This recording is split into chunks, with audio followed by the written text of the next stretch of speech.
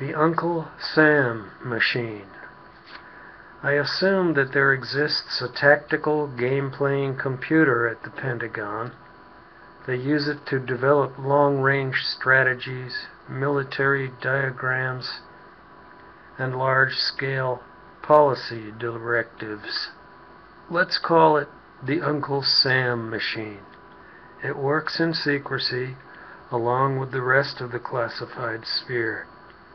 Their decision-making is not subject to, quote, peer review, unquote. Let us examine some of the recent decision-making undertaken by the classified sphere resultant from their consultations with the Uncle Sam machine. After calculating the value of the oil reserves in the Caspian Basin, they decided to evaluate the cost of dropping a couple scrapers in New York City. They knew they could foist it all off on a bunch of crazy ragheads and then launch an attack against the Muslim Puritans in Afghanistan. It worked like a charm. Even crusty, long-haired, drug-dealing bikers are waving around that red, white, and blue thing.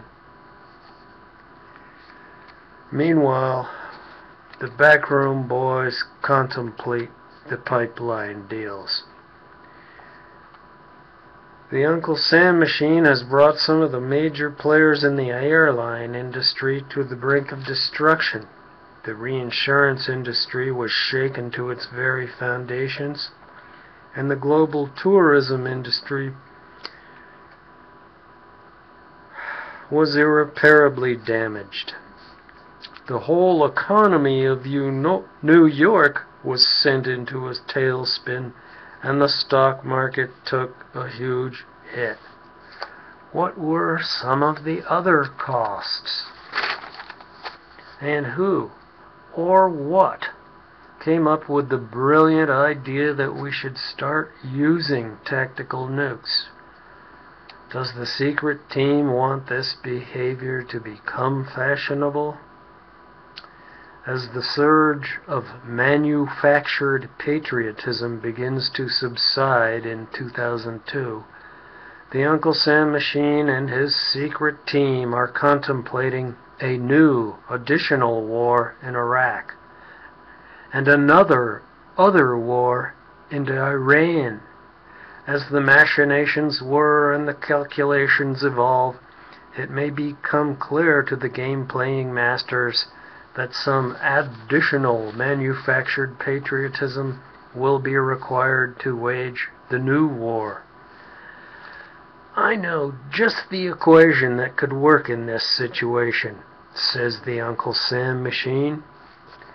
You blow up a backpack nuke in one of our cities and blame it on some crazy sand nigger. No shit, say the tricky-dick analysts in the classified sphere, who begin to tally up their cost-benefit scenarios and scratch their intelligent heads.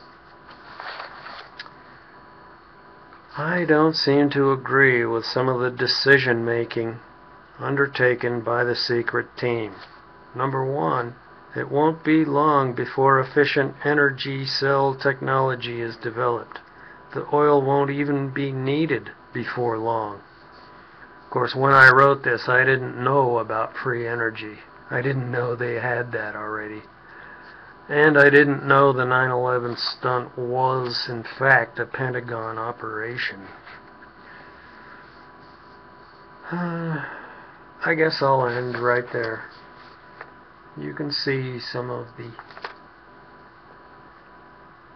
endless drivel that comes out of my mind.